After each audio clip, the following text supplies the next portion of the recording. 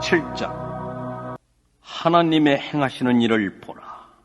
하나님이 굽게 하신 것을 누가 능히 곧게 하겠느냐. 형통한 날에는 기뻐하고 곤고한 날에는 생각하라.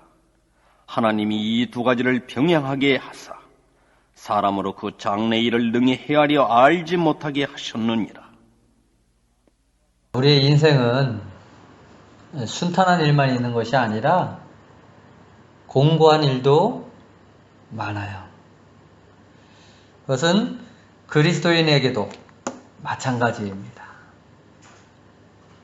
성공할 때가 있으면 실패할 때도 있어요.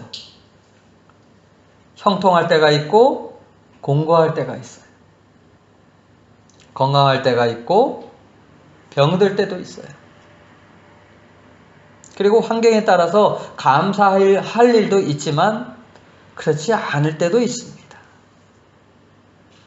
요즘 코로나로 인해서 전 세계가 경제 불황 속에서 사람들은 말하죠. 사는 게 힘들어. 이럴 때 많은 사람들은 주저앉아 버려요. 용기를 잃고 절망하기도 해요.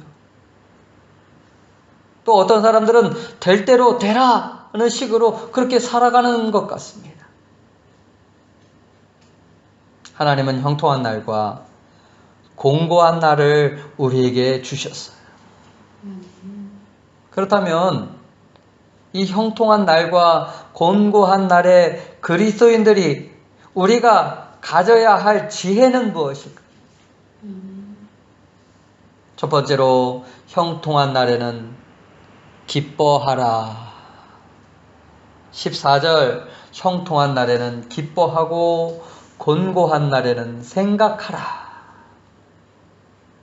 여기에 형통한이란 말은 좋은, 선한, 아름다운 그런 뜻을 가지고 있어요.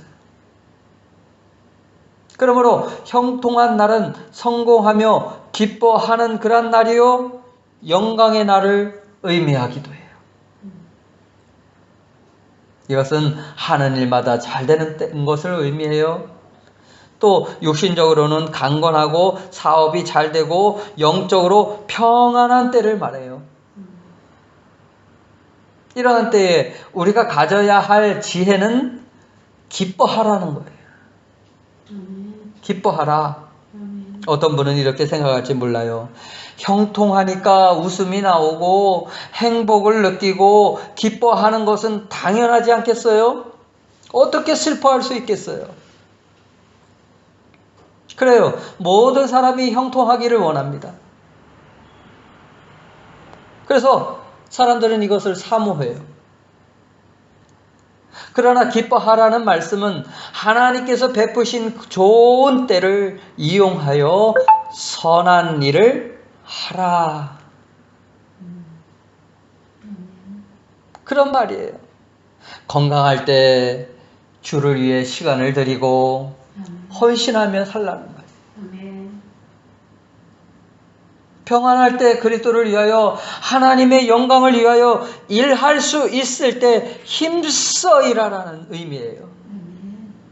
일할 수 있을 때 힘써 일하라. 하나님을 위하여. 그런데 형통한 날에 사람들은 그 형통을 육체의 기회로 삼으려고 해요. 가난하고 궁핍에 처했을 때는 그래도 하나님만을 의지하며 살았는데 부하게 되면서 교만해지고 하나님을 떠나는 성도들도 왜 없겠어요? 기독교 역사를 보아도 환난과 핍박이 있을 때는 옥에 갇히기도 하고 죽음을 두려워하지 않고 순교하는 것을 두려워하지 않았지만 형통한 날에는 오히려 세속화되고 변질되는 그런 경우들이 많았어요. 전도자는 말합니다. 전도서 3장 12절 사람이 사는 동안에 기뻐하는 것보다 나은 것이 없는 줄을 내가 알았노라. 22절에도 내 소견에는 사람이 자기 일에 즐거워하는 것보다 나은 것이 없나니 이는 그의 분복이라. 기뻐할 줄 아는 그것이 행복이요 지혜예요.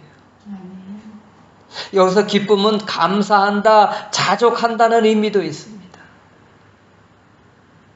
건강에도 기뻐할 줄 모르고 맛있는 음식이 있어도 기뻐할 줄 모른다면 그 형통이 무슨 유익이 있겠습니까? 밤에 잘 잘 수 있고 편하게 쉴 수 있는 집이 있고 부모 형제가 있어도 기뻐할 줄 모른다면 그것이 무슨 유익이 있겠습니까? 건강한 몸이 있어도 게으르거나 나태하면 그것이 무슨 유익이 있겠습니까? 마음껏 기도하고 예배 드릴 수 있는 교회가 있어도 기뻐할 줄 모르는 사람은 참으로 불행한 사람이에요.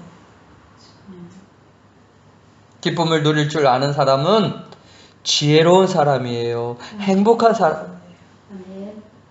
즉 기뻐한다는 것은 하나님의 뜻입니다. 하나님의 명령이에요. 우리가 잘 알고 있는 말씀이 있지 않습니까? 데살로니가전서 5장 16절에서 18절 항상 기뻐하라. 쉬지 말고 기도하라. 범사에 감사하라. 이는 그리스도 예수 안에서 너희를 향하신 하나님의 뜻이니라. 어떤 사람이 기뻐할 수 있겠습니까? 모든 것이 하나님의 은혜라고 생각하며 감사할 수 있는 사람이 기뻐할 수 있어요.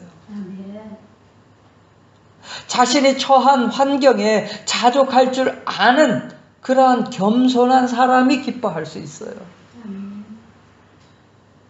하나님께서 나에게 형통을 주신 것을 기뻐하는 것이 바로 지혜로운 자의 모습입니다. 오늘 저와 여러분이 누리고 있는 그 형통은 무엇입니까? 그 형통에 대한 여러분의 자세는 어떻습니까? 두 번째로 곤고한 날에는 생각하라. 솔로몬의 인생은 엄청난 형통을 누려본 사람이에요. 모든 부귀 영화를 누렸던 솔로몬이 노년에 깨달은 인생의 진리를 오늘 본문에서 고백하고 있습니다. 그러니까 하나는 모든 인생은 허무하다라는 것이에요. 또 하나는 인생은 곤고하다라는 것입니다. 이 곤고한 날이란 환난의 날이요, 실패의 날이요, 불행의 날이요, 재난의 날을 의미합니다. 고통과 슬픔이 겪는 때를 말해요.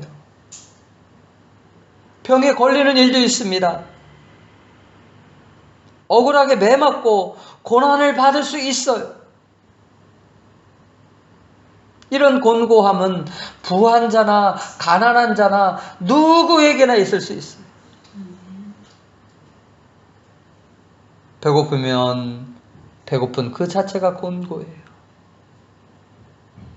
호화를 누리면 호화를 누리는 그 자체가 곤고하다라는 사실이에요. 이것은 이해가 잘 안 가겠지만 마음의 공허함을 채울 수 없기 때문에 인생의 공허함을 어디에서 누구로부터 채울 수 있겠습니까? 이럴 때 하나님께서는 인생을 사는 지혜가 바로 생각하라라는 거예요. 니온고세이쇼와 한세이시나사이 반성하라. 조급한 마음에 좌절하거나 절망하지 말고 환경을 탓하거나 원망하지 말고 조용히 그 고난의 의미를 생각하라는 거예요. 그렇다면 무엇을 생각해야 할까요? 무엇을 반성해야 할까요? 첫 번째가 우리의 연약함을 생각할 수 있어야 합니다. 공고한 날은 나 자신을 솔직하게 돌이켜보는 날이에요.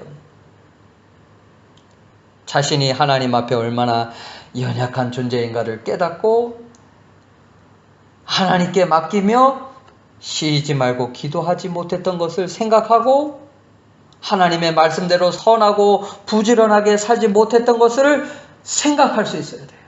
반성할 수 있어야 돼요. 두 번째로 곤고함을 당하는 이웃들을 생각할 수 있어야 돼요. 우리 주변에는 곤고한 이웃들이 많습니다. 더 큰 슬픔과 아픔과 고통을 당하는 이웃들이 적지 않아요. 그래서 사도 바울은 이렇게 고백했습니다. 고린도후서 1장 4절 우리의 모든 환난 중에서 모든 환난 중에 있는 자들을 능히 위로하게 하시는 이시로다. 사실 곤고한 삶이 어떠한지 아는 사람이 이웃이 당하는 그 곤고함에 대해서 생각하게 되고 이해할 수 있게 돼요.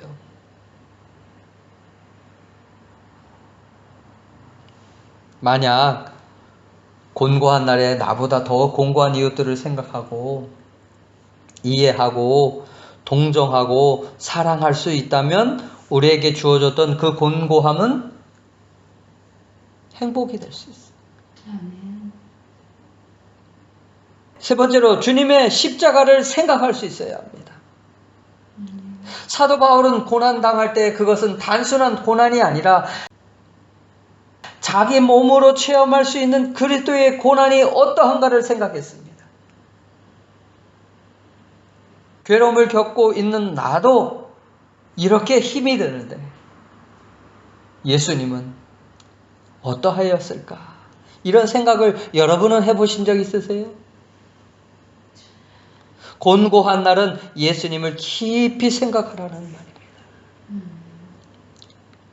네 번째로 우리는 하나님의 선하신 섭리를 생각할 수 있어야 돼요. 하나님은 우리에게 형통만 주시지 않습니다. 곤고함도 허락하셔요. 왜 곤고함을 허락하실까요? 그 이유는 두 가지로 볼 수 있는데 하나는 하나님께서 성도를 훈련하기 위해서이고 또 하나는 죄를 범하기 때문에 오는 그런 경우입니다. 만약 곤고한 날에 우리로 하여금 자신의 부족함을 깨닫게 하고 돌이키게 하였다면 그것은 우리에게 화가 아니라 복이 될 거예요.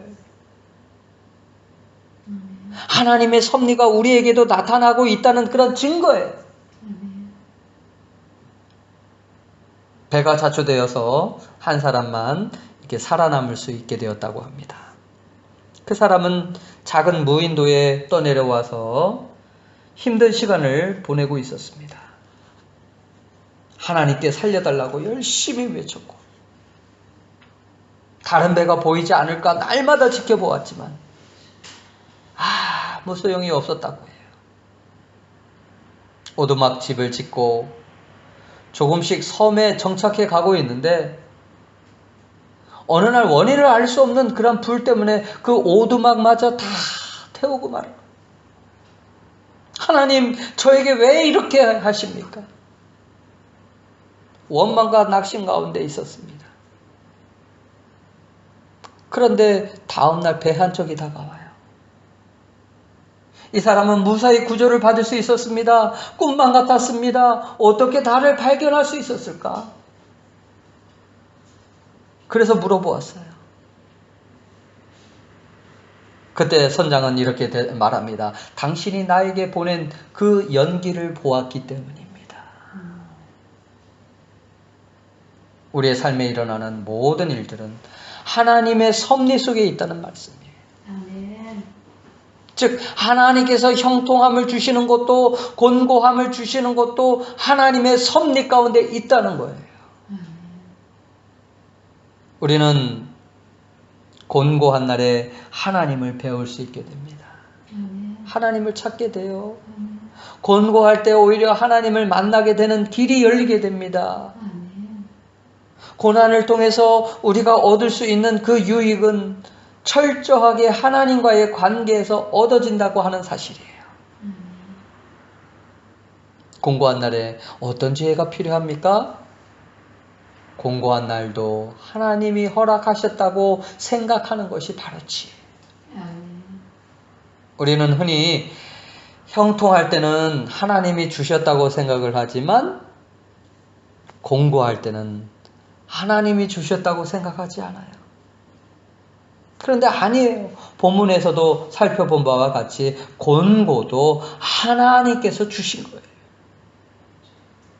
11절 지혜는 유업과 같이 아름답고 햇빛을 보는 자에게 유익하도다 말씀하고 있습니다. 그렇습니다. 해가 없으면 온 우주 만물은 살 길이 없어요. 그 어느 동물도 그 어느 식물도 햇빛 한 줄기 없는 곳에서는 살 수가 없었어요. 이 공고한 날은 선하신 하나님의 섭리 가운데 형통한 날에 이르는 하나의 과정임을 우리는 깊이 생각할 수 있어야 돼요. 기차가 터널을 통과할 때 사방은 캄캄해요. 터널은 종착점에 이르는 하나의 과정입니다. 구약시대에 요셉이라는 인물이 나오는데 요셉이 그 형들에 의해서 구덩이에 던져졌지만 그것이 마지막이 아니었어요. 히스기야 왕이 있었는데 그는 불치병에 걸렸습니다. 그것이 마지막이 아니었어요. 만약 곤고한 날에 나로 하여금 하나님의 섭리를 깊이 생각하며 하나님을 더욱 더 의지할 수 있게 되었다면 그것은 우리에게 축복이에요. 지금이 공고한 날이라고 여겨진다면은 먼저 왜 이런 곤고한 시기가 나에게 필요한가 생각하며 기회로 삼으면 어떨까요? 하나님이 하시는 일들이 이해가 안 될 때도 많지만 그동안 형통한 날을 주셨던 때를 감사하고 오늘 곤고함 속에서 하나님을 더 가까이 하는 그 기회를 가져보지 않겠습니까? 공고한 날에 하나님을 바라봐야 하는 이유는 주께서 곤고한 백성을 구원하시기 때문에 그래요.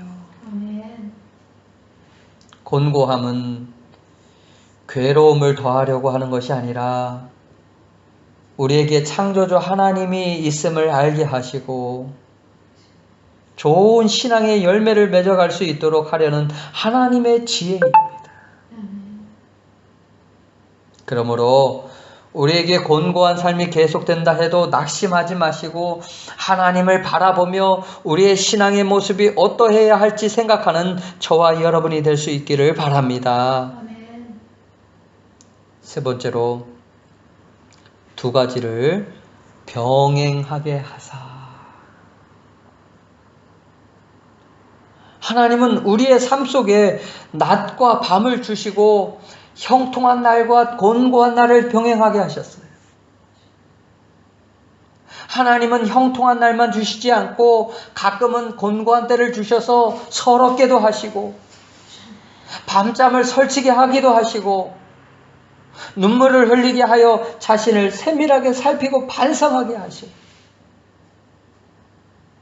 그러나 이것을 성장의 계기로 삼도록 하는 것이 하나님의 섭리예요. 풍성할 때에는 어려움에 처한 이웃들을 잊지 않고 어려움을 만날 때에는 하나님이 주신 회복의 기회로 알고 자신을 살피며 하나님께 엎드리는 지혜가 우리 그리스도인들이 가져야 할 지혜라는 것입니다. 고난도 하나님께서 주실 때가 있으므로 어떻게 이 고난을 이겨나갈까? 지혜를 구하고 기도하는 자세로 살아가는 것이 바로 믿음의 성도들의 자세예요. 이에 대하여 전도서 기자는 하나님이 행하시는 일을 보라 라고 말씀하고 있습니다. 세상을 살아가는 하나님의 자녀들에게도 형통한 날과 곤고한 날을 주셨다는 사실을 기억하시기를 바랍니다. 아멘. 이것은 우연도 아니고 불행도 아니에요. 이것은 하나님의 섭리이고 조화이고 또 우리에게 유익이 되며 행복을 가져다 줘요. 하나님은 합력하여 선을 이루시는 분입니다. 아멘. 구약 성경에 욥이라는 사람이 나오는데 그가 자리에서 일어나 하나님께 경배했다고 기록하고 있어요. 뭐라고 기록합니까? 주신 자도 여호와시요 취하신 자도 여호와시니 여호와의 이름이 찬송을 받으실지로다. 아멘. 모든 것을 다 잃었을 때 하나님을 원망하지 않고 오히려 하나님을 예배하며 영광을 돌리고, 바울은 남들이 알지 못하는 신비한 그런 은혜를 체험한 사람이었습니다. 그뿐 아니라 육체적으로도 자랑할 거리가 많은 사람이었어요. 그런데 그의 몸에 가시가 그를 겸손한 사람으로 만들고 있었습니다. 형통할 때나 곤고할 때나 주어진 상황과 환경에서 하나님이 주신 힘으로 살아가는 것이 바로 우리가 배우고 따라야 할 지혜입니다. 아멘. 어려움에 처할수록 더욱 이런 지혜가 필요해요. 아멘. 곤고함이라는 그 파도에 휩쓸려 떠내려가는 것이 아니라 윈더 서핑을 즐기는 그런 사람들, 그 고난의 파도를 즐길 수 있는 지혜가 우리에게도 필요해요. 아멘. 유명한 부흥 강사였던 빌리 그레엄 목사님과 함께 사역을 하였던 그 킴 윅스라고 하는 맹인 여성이 있었어요. 그는 항상 이렇게 간증하였다고 합니다. 사람들이 장님인 나를 인도할 때 저 100m 전방에 뭐가 있다고 말하지 않아요. 단지 앞에 물이 있으니 조심하세요. 건너뛰세요. 라고 하고, 계단이 있으니 발을 올려놓으세요. 라고 합니다. 나를 인도하시는 그분을 믿고 내가 한 걸음 한 걸음 옮기기만 하면, 나를 인도하시는 분이 성실할 때 나는 내가 가고자 하는 목적지에 꼭 도달하게 되지요. 그렇습니다. 하나님이 우리를 인도하시는 방식이 꼭 이와 같아요. 우리는 10분 후도 알지 못하고 알고자 할 필요도 없습니다. 사람으로 그 장래의 일을 능히 헤아려 알지 못하게 하셨느니라. 우리가 장래의 일을 능히 알지 못하게 하신 것은 꿈을 꾸고 비전을 가지고 하나님께서 이루실 것을 바라보도록 하기 위한 하나님의 지혜예요. 오늘 무엇을 해야 할 것인가를 보이는 하나님께 믿음으로 순종하면서 오늘을 살면 하나님은 내일을 인도하셔서 마침내 하나님의 인도하시는 그곳에 도달케 하실 거예요. 그럼에도 우리에게 주어진 곤고함을 피하려 하거나 하나님의 섭리를 외면한 채 불평하고 원망만 하고 있다면 우리의 장래는 더욱 어둡게 될 뿐입니다. 그렇다면 우리의 신앙의 모습은 어떠해야 할까요? 나를 형통하게 하거나 비참하게 만드는 것은 나의 환경이나 상황이 아니에요. 우리의 믿음에 있고 없고의 차이입니다. 생각의 차이예요. 우리는 힘들고 고달픈 날이 오히려 하나님을 만나는 그런 날이 되어야 할 줄 믿습니다. 아멘. 예수님께서 내 안에 계시도록 해야 돼요. 아멘. 구약의 믿음의 선지들은 이루어진 것이 없고 눈에 보이지 않았지만 계속해서 믿음으로 바라보았어요. 그러므로 우리가 장래의 일을 능히 헤아릴 수 없더라도 계속 믿음으로 바라보는 지혜, 형통한 날에 즐거워하고 아멘. 곤고한 날에 생각하는 그러한 지혜가 저와 여러분에게 가득하기를 예수님의 이름으로 축원합니다. 아멘. 우리 함께 같이 기도하시겠습니다. 기도하실 때 하나님, 우리가 하나님을 더욱 바라보며 형통한 날에는 기뻐하게 하여 주시고 곤고한 날에는 생각하게 하여 주시고 또 이 두 가지를 병행하시는 일에 합력하여 선을 이루는 일에 감사할 수 있는 우리의 모습이 되어지게 하여 주시옵소서. 조금도 낙심하지 아니하고 믿음의 눈으로 하나님을 바라보며 한 걸음 한 걸음 하나님을 향해 나아가는 그런 복된 발걸음이 되게 하여 주시옵소서. 우리 함께 같이 기도하겠습니다. 하나님 아버지 감사드립니다.